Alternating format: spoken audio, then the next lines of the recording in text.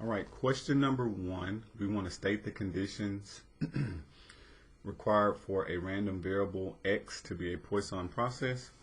And so this comes directly from our reading, and we're going to try to check all of those. So A says the experiment is performed a fixed number of times. That wasn't one of the conditions. B, the number of success in any interval is independent of the number of success in any other interval, provided the intervals are not overlapping. Yes, that's one of them. The probability of success is the same for any two intervals of equal length. Yes.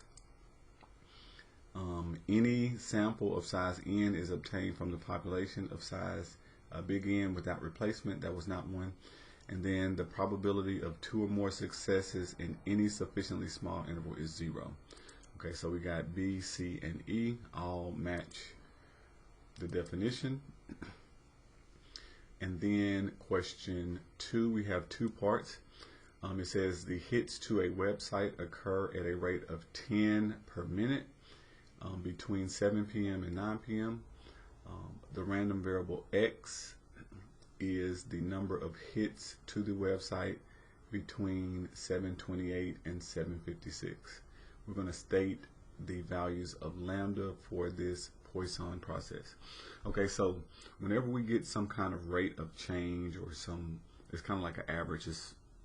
It pretty much is an average, but it's a rate of change as well.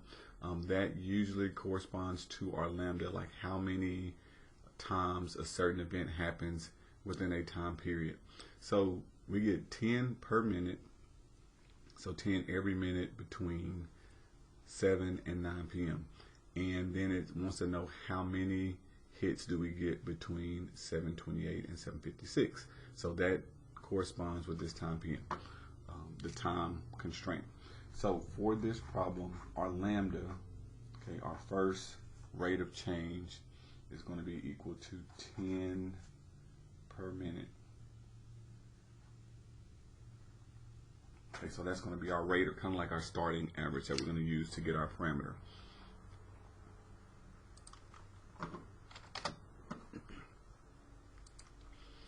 And then next part wants to know t. So how many time intervals are we looking for? So this is 10 per minute. How many minutes do we pass between 7:28 and 7:56? So just with a little subtraction, 28 will give you 56. So that looks like a 28-minute gap.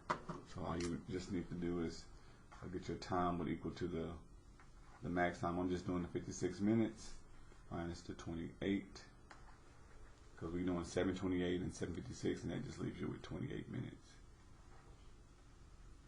So since this is 10 per minute and we're looking at minutes, we have 28 intervals that we will be looking at. And that's very important that you match up the correct units.